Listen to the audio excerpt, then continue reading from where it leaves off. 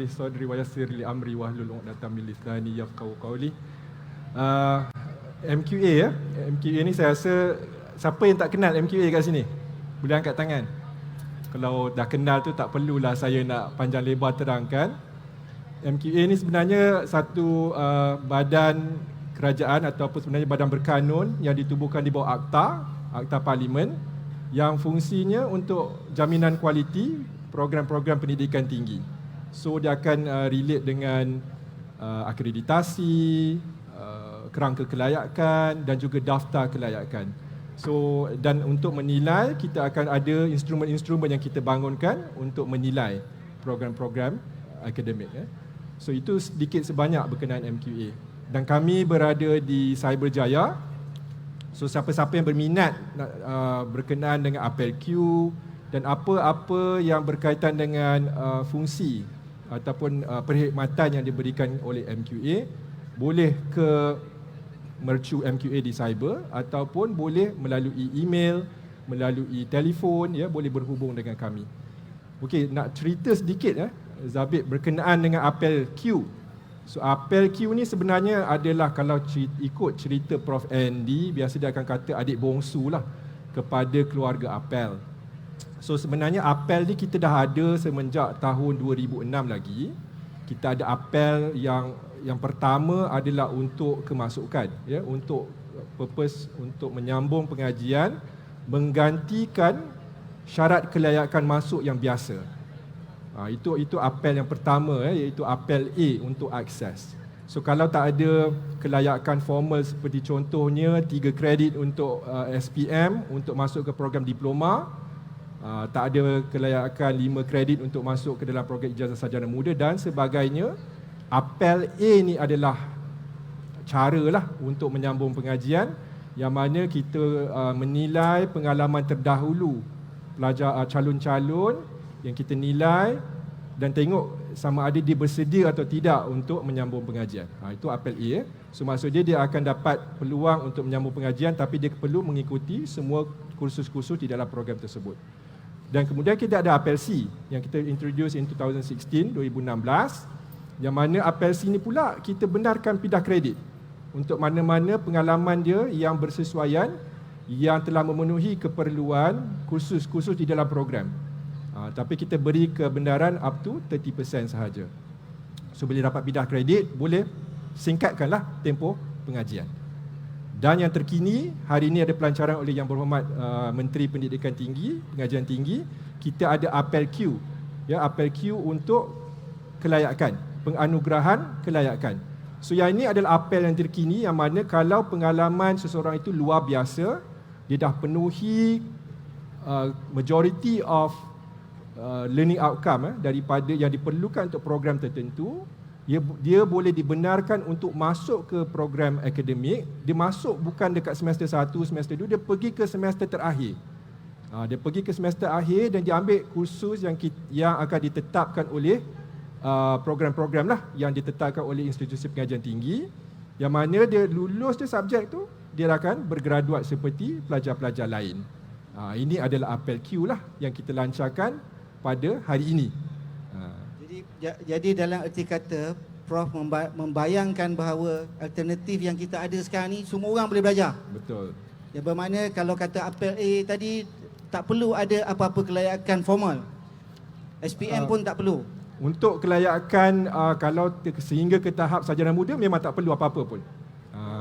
Tapi sarjana perlu ada at least STPM ataupun diploma. Adakah ia ada certain syarat? Umur ke dan sebagainya? Okey, untuk apel A, dia ada syarat umur lah.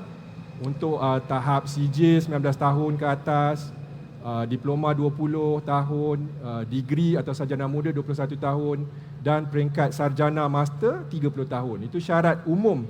Tetapi Senate ataupun badan akademik universiti boleh memberi pengecualian lah jika calon itu sesuai. Mungkin maksud dia mungkin bukan di peringkat institusi, tetapi MQA lah, kita boleh mempertimbangkan jika ada calon yang sesuai yang telah memenuhi syarat walaupun tak cukup usia. Jelas. Prof Khairul rehat dulu Okey. sekejap.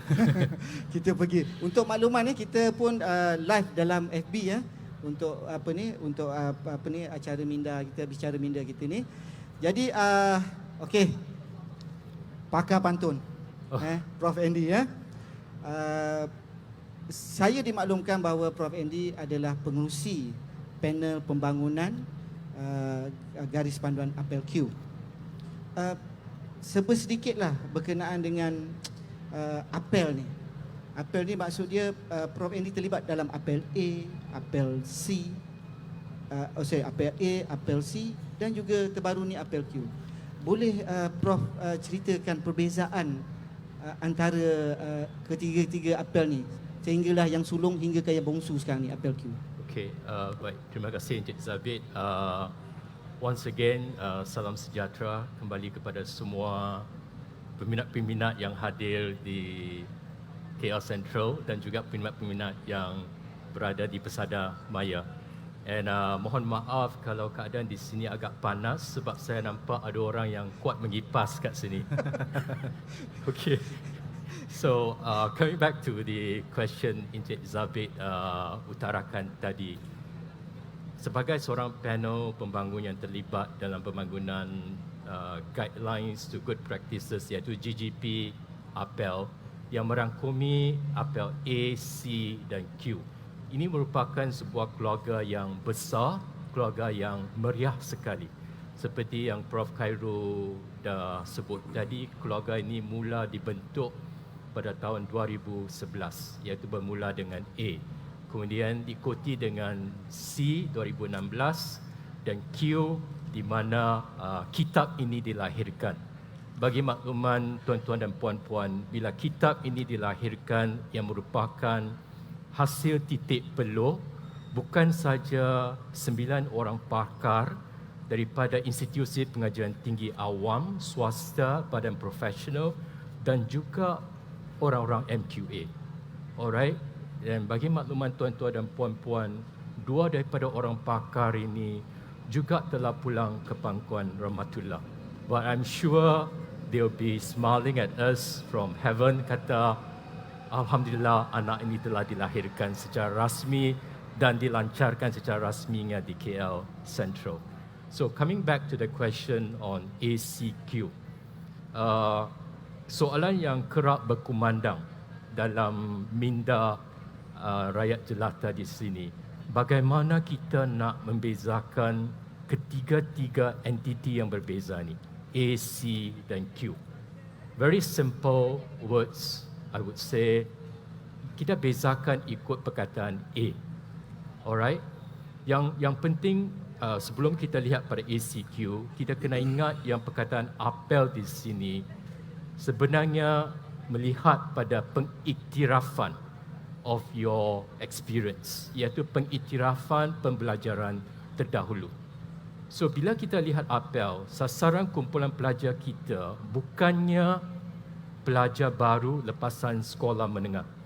Ia merupakan pelajar yang matang, pelajar yang telah menceburi alam pekerjaan. Itulah sasaran kumpulan utama apel. So kenapa apel itu dibangunkan? Apel ni sebenarnya memberi peluang kedua, a second chance to adult learners yang mungkin orang kata terlepas peluang semasa zaman muda untuk mengecapi pengajian tinggi. Banyak-banyak reasons, possible reasons yang dia tak mengecapi, tak dapat this peluang of pursuing a higher education. One of which is the commitment of the keluarga. Mungkin sebagai anak sulung dia perlu keluar untuk bekerja, menyarah keluarganya bersama-sama dengan ibu bapa yang mempunyai keluarga yang besar. So they miss the first chance. So what APEL is doing now adalah memberi peluang kedua kepada kategori pelajar ini.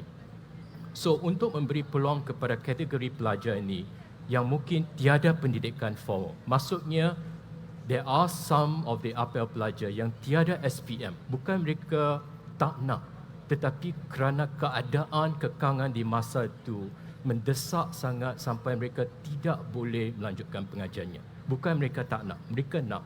So apa yang berlaku di sini, kita nak mengiktirafkan segala pengalaman bekerja mereka, pengalaman hidup mereka.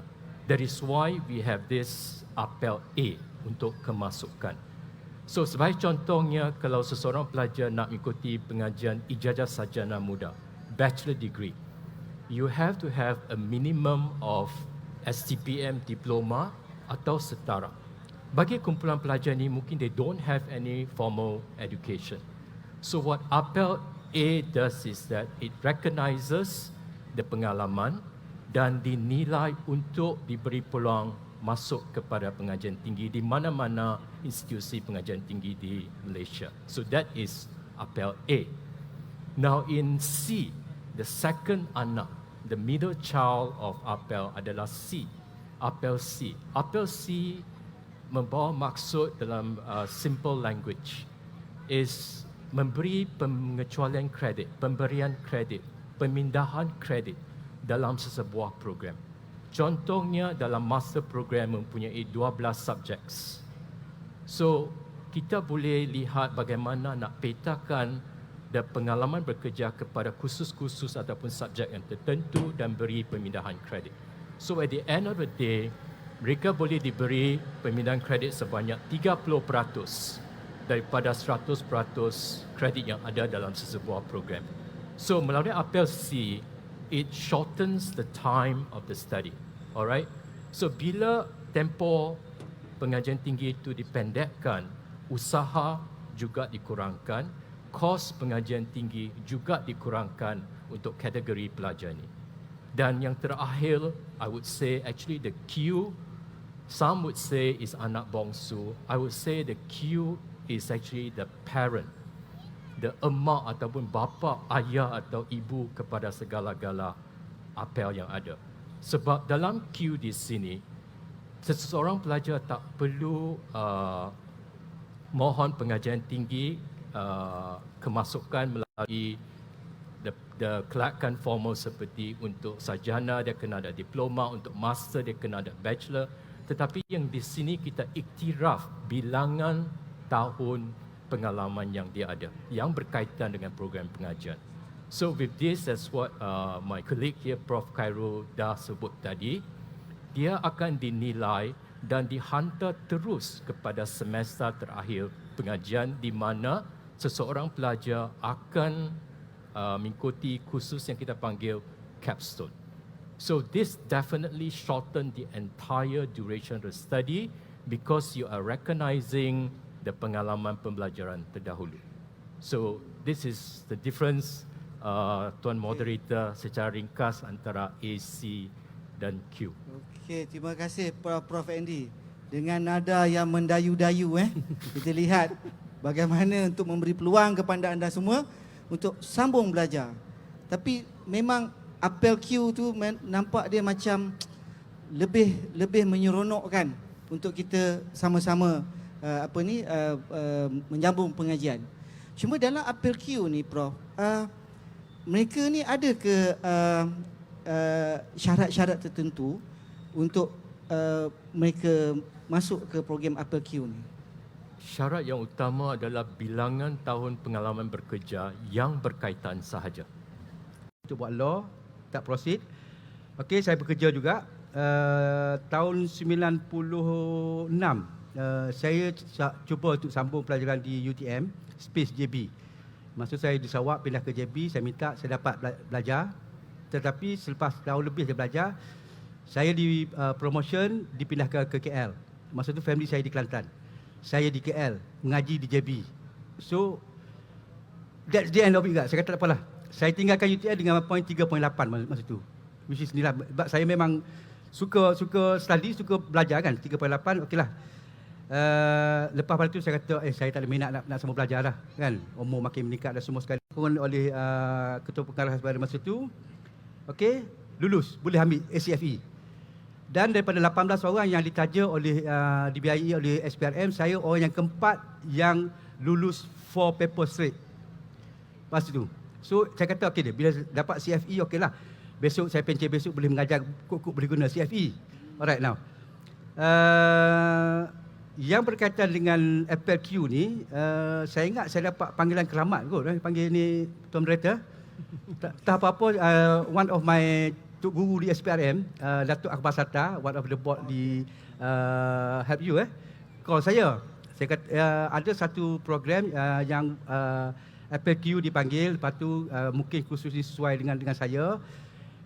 Saya kata okeylah, saya cuba dapatkan. So saya dapatkan banyak maklumat berkaitan dengan FLQ dan kursus yang saya ambil sekarang ni. So which is memang relevan dengan tugas-tugas saya selama 38 tahun. Yang mana siasatan pendakwaan berkaitan ke rasuah, tetapi more on kita kata is white collar crime, which is benda yang saya dah bergelumang selama 38 tahun. Which is saya kata okeylah, tapi lepas tu saya tengok dia punya apa ni, dia punya modul dia apa, semua ni pelajaran dia apa, semua sekali cara nak buat semua sekali ni, which is saya kata saya perlu belajar lagi di samping dengan pengalaman yang saya ada, kita nak share pengalaman. So itulah yang kata saya mula untuk mengikuti FLQ ni. So yang terutama sekali terima kasih kepada yang daripada apa ni Help You, terutama Datuk Dr. Paul, Profesor Yap, Tuan Afzal dan yang lain-lain yang bantu saya memberi penerangan. Which is benda ni ialah benda yang sesuai dengan saya, yang maknanya saya, perjuangan saya yang belum selesai sebelum ini mungkin boleh selesai dengan mengambil program ni. Itu saja Tuan Moderator. Terima kasih Datuk. Saya tertarik Datuk punya ayat dulu. Lebih kurang macam saya juga. Okay, that's it, habis. Setakat ni je. Ya. Kan? Tapi sebenarnya peluang tu masih banyak lagi yang kita kena explore. Jadi apa ni, pengalaman Datuk ni memang amat berharga. Kalau kita tengok mana-mana kita dah mula layu untuk tak nak sambung pengajian, inilah masa dia. FLQ dah ada. Ya. Jadi terima kasih Datuk. Sedikit tadi, kita akan kembali kepada Datuk semula ya. Jadi Prof senyum je senyum. Kita live ni Prof ya. Okay. Prof, ceritakan sikit tentang IPT yang berminat, kriteria untuk mendapat menjadi universiti ataupun college universiti FLQ. Okay. Apa kriteria dia yang membolehkan mereka ni boleh mendapat FLQ? Okey, terima kasih Tuan Moderator. So kalau kita tengok hari ni pelancaran kan FLQ. So Datuk dah masuk dalam sistem. So mungkin orang tertanya sebenarnya sebab macam mana Datuk boleh berada di dalam sistem, pelancaran baru dibuat hari ni. Tapi kalau kita tengok ada booth-booth yang ada ni sebenarnya adalah institusi yang belah kanan saya, mungkin kalau audience belah kiri lah, adalah institusi yang telah mendapat kelulusan untuk mengendalikan FLQ.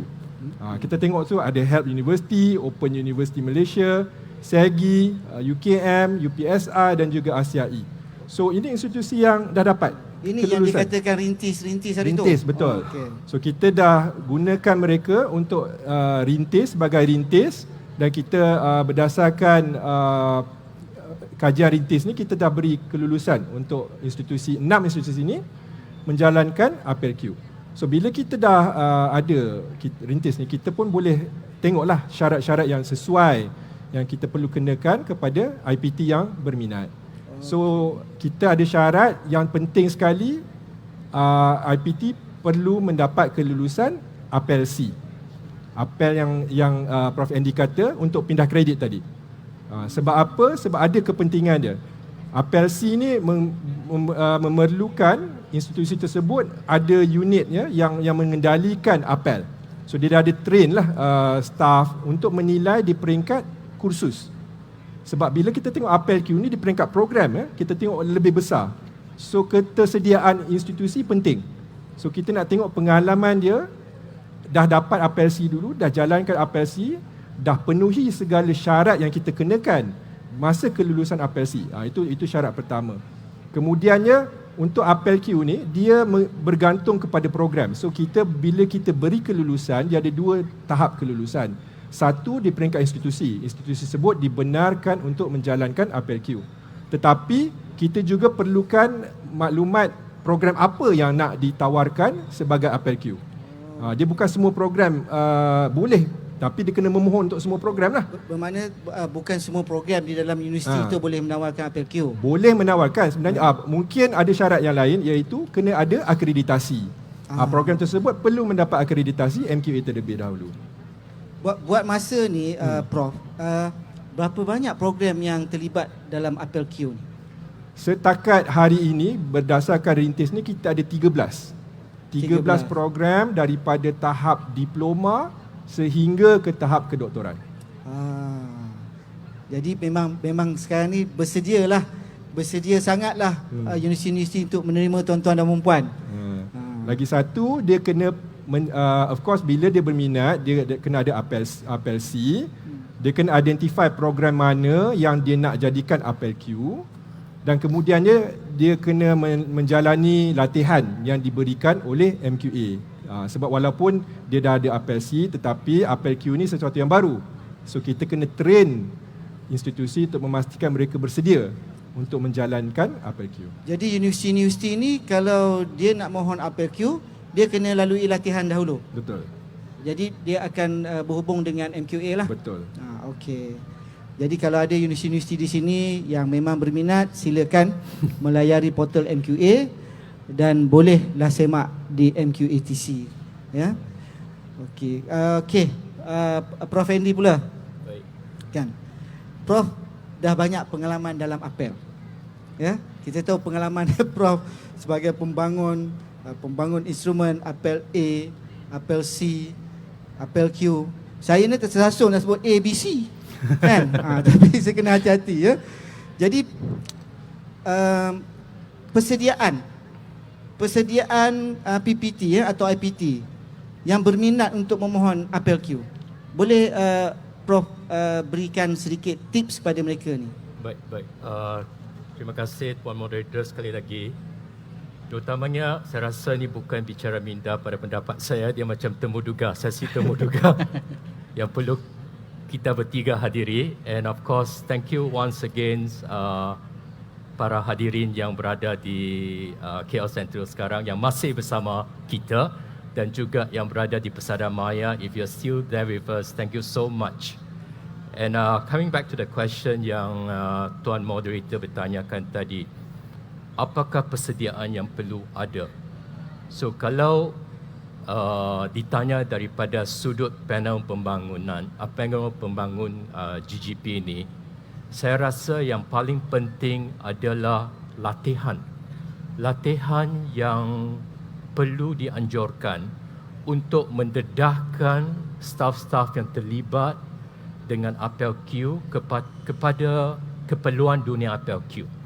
Sebab cara apel Q dinilai, dilaksanakan dan diurus amat jauh berbeza dengan cara pengurusan program konvensional. So yang penting pada saya, akar tunjang untuk memastikan kejayaan apel Q adalah staf yang akan terlibat, staf akademik dan juga staf pentadbiran. Selain itu, perlu juga ada komitmen daripada pihak pengurusan atasan. Sesebuah institusi pengajian tinggi. Komitmen dari segi belanjawan, komitmen dari segi memastikan setiap staf yang terlibat dengan apel Q didedahkan kepada keperluan dunia apel Q. So this is in short. Of course, there are many others yang boleh kita kongsikan, but because of the interest of time, kita cuma ada 45 minit saya difahamkan untuk berinteraksi, untuk berkongsi liku-liku hidup berkenaan dengan apel Q bersama dengan para hadirin dan hadirat sekalian. Jadi dalam erti kata persediaan tu perlu ada. Perlu ada. Bukan seronok saja untuk menjadi apel Q, pusat universiti apel Q ya. Jadi terima kasih Prof Andy. Prof Andy kata 45 minit. Sekarang ni kita dah setengah jam. Okey. Okay? Jadi kita pergi cepat sikit kepada Datuk ya. Datuk, cabaran. Okey. Cabaran apel Q ni. Alright. Kan? Ada yang kata mudah. Ya. Senanglah apel Q ni. Tapi kita nak dapatkan pengalaman tu daripada orang sebenar yang mengikuti apel Q. Okay, cabaran tu Datuk. Terima kasih Tuan Moderator. Pengalaman saya sebagai student apel Q ni, bagi saya sebenarnya MQA dan Help You memang dia put a high standard. Bukan biasa, bukan macam biasa. Seolah you kesemua pelajaran tu dia buat dalam satu masa yang pendek, mana standard dia tinggi. Dia ada empat peringkat untuk lulus di APQ ni, untuk dapatkan master ni yang saya ambil ni. Satu, portfolio, biasalah you kumpul semua pengalaman you, semua CJ. Okey. Yang kedua ialah FVV, FVV, that you have to present apa yang you buat sepanjang you kerja, apa yang you tahu based on pengalaman you kerja. Macam saya 38 tahun. Saya telah bertanya kepada pihak Help You dengan MQA. Apa yang you nak suruh saya present? Kan? Tapi tajuk dia mestilah siasatan dengan pendawaan. Alright. So itu saja. So diberi masa, saya pilih 3. Saya ingat 3 paper saya present. In one day 3 paper, dia bagi masa 1 jam. Tetapi bila saya present soalan, satu paper sampai 1 jam setengah. Nah, that's yang I present. You present apa yang benda-benda you betul-betul buat. Kan? So itu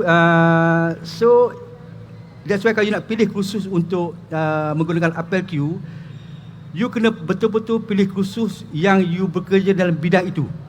Because itu yang penting. Soalan yang nak tanya pun ialah soalan berkaitan dengan apa yang you kerja, you buat sepanjang tugas tu. Okey. Saya punya paper tu dibuat masa MCO lockdown.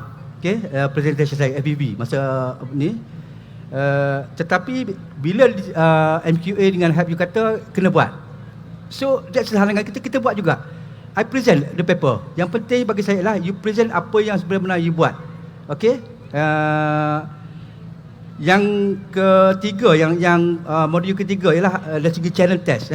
Ini challenge test ni you akan berhadapan dengan profesor macam saya daripada Prof Zainun daripada UiTM. Alright. Berhadapan dengan academician, ahli akademik ni, you kena baca mind dia, apa dia nak tanya. Because dia tahu. Dia diberi soalan berkaitan dengan money laundering, berkaitan dengan kikis rasuah, money laundering semua sekali ni. So, dia bagi 3 hari soalan sebelum tu. Which is soalan tu memang kita tengok ini macam nak buat thesis, macam nak buat capstone. Sebab dia profesor ni, ahli akademik ni, dia memang dia tahu. So, sebelum saya kemukakan jawapan tu ataupun saya berjumpa dengan direct dengan dia tu, saya kena buat research further lagi daripada apa yang dia buat. Kan? Soalan-soalan kita dah tahu dah, tetapi approach tu macam mana? Satu. Sekarang dalam keadaan sekali, yang paling untung sekali dia, soalan saya berkaitan dengan benda-benda berkaitan dengan operation, berkaitan dengan semua sekali. Saya tak boleh jawab, saya teks kepada kawan saya di UK. Kan? The new approach. So, bila saya berdepan dengan dia tu, so kita nak pelagak sikit lah boleh mengatasi dia. Itu je. Tapi that's why kita kata you have to be ready. Itulah. Challenge test ini bukan satu benda yang amat mudah tau. You have to betul-betul ready buat semua sekali. Tapi kalau you, dalam bidang yang you buat selama ni, insya-Allah you akan boleh buat. So the last ialah capstone. Saya ni suka mengambil cabaran sebenarnya. Dalam kerja saya daripada 38 tahun ni, saya suka mengambil cabaran. So my capstone, tajuk dia ialah Deferred Prosecution Agreement, DPA. Di Europe dah buat, di US dah buat. Adakah sesuai buat di Malaysia atau tidak? Itu tajuk saya buat. Kan? So banyak research kena buat. Deferred Prosecution Agreement ni kena buat. Tajuk ni kena research kena buat. That's why tak siap sampai sekarang lagi. Sebab banyak research saya kena buat.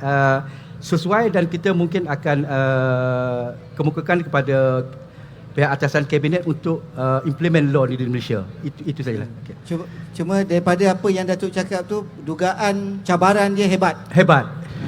Bukannya kita dengar semudah yang kita sangka. Yeah.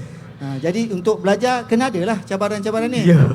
Yeah. Standard tinggi. Standard tu tinggi. Tinggi. Jadi kita dah sedikit sebanyak cabaran tu kita dah. Jangan patah semangat. Ya. Ini cabaran. Cabaran untuk kita meneruskan kita punya kelayakan-kelayakan yang ada. Bukan senang pengalaman tu ditukarkan kepada sijil kelayakan. Ya. InsyaAllah. Jadi Prof sekali lagi. Apel Q, Apel A dah ada. Apel C dah ada. Apel Q dah ada dah. Sekarang ni dah ada. Okey? Inisiatif baru daripada MKA. Ada apel lagi ke? Okey. Kan? Apa di masa hadapan, apa inisiatif yang MQA akan laksanakan? Okey, so hari ini pun kita baru ada pelancaran apel Q, tapi MQA dah lihat lebih ke depan sebenarnya. Kita sediakan jalan kan untuk IPT, baru ada 6 institusi sekarang, dan kita harapkan lepas ni lebih penglibatan daripada institusi yang lain untuk turut sama dalam semua apel yang kita ada, A, C dan Q. Dan kita sebenarnya tengah mengkaji semula apel A, apel untuk kemasukan, yang mana kalau kita tengok apel A ni sekarang hanya sampai ke tahap sarjana, ya, sarjana sahaja. Tahap kedoktoran kita belum buka laluan. So sekarang ni kita tengah kaji macam mana kita nak buka laluan untuk apel A tahap kedoktoran. Itu satu. Satu lagi untuk apel A juga, sekarang ni memang hanya terhad kepada kerja kursus. Ya, kerja kursus ataupun mixed mode sahaja dan bukan untuk penyelidikan. Mode penyelidikan, ya, terutamanya untuk tahap sarjana dan kedoktoran. So itu pun kita tengah kaji macam mana, yang dibantu oleh Prof Andy juga, macam mana kita nak luaskan kepada mode penyelidikan. Itu perkembangan apel A, dan juga kita cuba buka juga untuk bukan sekadar warga negara Malaysia, tetapi juga kepada umum. Masyarakat antarabangsa pun boleh ambil apel A di Malaysia. Itu berkenaan apel A. Dan ada satu lagi inisiatif kita yang terbaru berkaitan dengan flexible education. Kita selain daripada apel, kita juga mempromosikan micro-credential. Micro-credential ni adalah satu mode pembelajaran yang baru, dan kita juga sedang meneliti macam mana untuk golongan yang ambil micro-credential ni, kalau dia tak ada kelayakan masuk seperti biasa macam golongan-golongan tadi, dia ambil micro-credential tetapi dia berminat untuk meneruskan pengajian ke peringkat untuk mengambil kelayakan. So dia tak ada kelayakan. So macam mana? Apel A ada, tetapi kita akan sediakan juga laluan apel M. Ada lagi satu apel M yang khas untuk micro credential. Apel M. Dah parah. A, C, Q, yang terbaru apel M. InsyaAllah. Okay. Apa yang Prof, yang saya dapat tangkap sebersikit yang Prof cakapkan tadi, bermakna mereka ni mengambil program-program micro credential yang kecil-kecil ni, tetapi tak ada kelayakan Masuk. Kelayakan masuk tak ada. Jadi dengan apel M ni yang membolehkan mereka dianugerahkan. Mendapat boleh dapat pengecualian atau menggantikan kelayakan masuk tadi untuk dia teruskan pengajian. Hebat MQA. Flexibility itu memang diberi luas seluas-luasnya. Jadi kepada tuan-tuan yang mungkin bekerja tak ada masa pun boleh buat micro credential. Betul. Ya, tapi kita tak cerita kat sinilah micro credential. Kita cerita di lain hari lah. Okey. Prof Andy. Baik. Ya. Prof Andy. Masa membangunkan JGP apel Q ni, rintangan yang dihadapi. Mesti ada rintangan tertentu kan? Macam mana yang macam Datuk terangkan tadi, dia punya kesukaran dan sebagainya. Jadi kita nak tahu rintangan tu sampai tercetusnya 4 perkara yang Datuk ceritakan tadi. Okey, baik. Terima kasih Tuan Moderator. Again, terima kasih para hadirin kerana masih sabar bersama kami. Dan saya nampak sendiri cara kamu mengipas tu semakin kencang. Okey. So mungkin suhu dah meningkat. Mungkin keadaan di sini yang membuat suhu itu meningkat, ataupun perbincangan yang tengah kami bincang ni amat panas sekali topik dia. Perbincangan tu hangat ataupun kita duduk dekat skrin. Ya. Okey. So bersabar tuan-tuan dan puan-puan, tak lama lagi kita akan berpisah sebentar nanti. So berbalik kepada soalan yang Tuan Moderator tanya tentang cabaran. Selalunya bila berbincang dengan Tuan Moderator ni, dia sangat suka mengungkit kisah silam. Okay, of course kisah silam di sini adalah kisah silam tentang suka duka yang telah kami alami semasa membangun GGP ini. Antaranya adalah bagaimana kita nak meyakinkan orang ramai yang kelayakan akademik melalui laluan apel Q ini adalah setara dengan kelayakan akademik melalui laluan konvensional. So itu merupakan cabaran yang paling dahsyat sekali pada pandangan saya. So untuk menghadapi cabaran ini, apa yang kita buat setelah menganjurkan banyak sesi engagement dan membuat banyak benchmarking, penanda arasan dengan institusi dan badan jaminan kualiti yang bukan dalam negara ini, kita telah memasang instrumen jaminan kualiti yang ketat terhadap penilaian apel Q. So itu adalah salah satu cara kita mengatasi cabaran. Dan salah satu lagi cabaran yang kita hadapi adalah manusia dicipta oleh Tuhan di mana setiap individu kita adalah unik, special. So dalam keunikan ini bererti pembelajaran pengalaman terdahulu kita semua dalam bilik atau dewan ini yang punya contohnya 100 orang. Setiap daripada kita unik, pembelajaran terdahulu adalah unik. Tak mungkin dapat dua orang yang pembelajaran terdahulunya adalah mirip. So persoalannya di sini, bagaimana kita nak mencungkil pengalaman pembelajaran terdahulu yang terperangkap dalam seseorang individu. So di sini kita dah deliberate, kita dah dapat satu cara penyelesaian di mana setiap calon yang memohon untuk kemasukan dari laluan apel Q akan diberi ataupun ditetapkan seorang penasihat yang akan memimpin beliau daripada awal perjalanan sehingga penganugerahan kelayakan akademik tersebut. So calon ini akan dibimbing oleh penasihat akademik ini yang juga merupakan subject matter expert. So this is two of the greatest cabaran yang kita hadapi, yang kita syorkan untuk mengatasi cabaran tersebut, Tuan Moderator. Okey, Prof. Benchmark ni terlibat dengan industri ke, Prof? Terlibat, ya. Terlibat juga sebab apa saya dengar tadi benchmark tu bila terlibat dengan industri, jadi kita memang kualiti tu memang diperakulah oleh industri-industri yang ada. Jadi Datuk, Ya. saya rasa kita pun dah kesuntukan masa. Saya nak Datuk berikan sedikit galakan Alright. kepada mereka-mereka yang berminat. Saya pun dah mula berminat ni. Berminat dengan apel Q ni, kan? Yalah dah 30 tahun Datuk. Ya. Berkhidmat dalam kerajaan. Jadi sedikit nasihat kepada Datuk untuk mereka yang berminat untuk melanjutkan pengajian melalui apel Q. Alright. Okay, terima kasih Tuan Moderator. Ilmu adalah satu untuk dikongsi. Alright, kita dapat ilmu kena kongsi. Alright, di samping itu ialah ilmu tu tak habis di situ. Kita rasa kita dah hebat dah. Kita 38 tahun bekerja. Tetapi sebenarnya dengan yang kita ada tu kita kena belajar lagi. So this is yang di offer oleh untuk APQ ni. So you share ilmu yang you ada, pengalaman you ada. Lepas tu tambah dengan apa modul yang dibuat oleh untuk APQ ni satu. So yang kedua ialah pengalaman adalah satu ilmu yang terbaik, itu saja.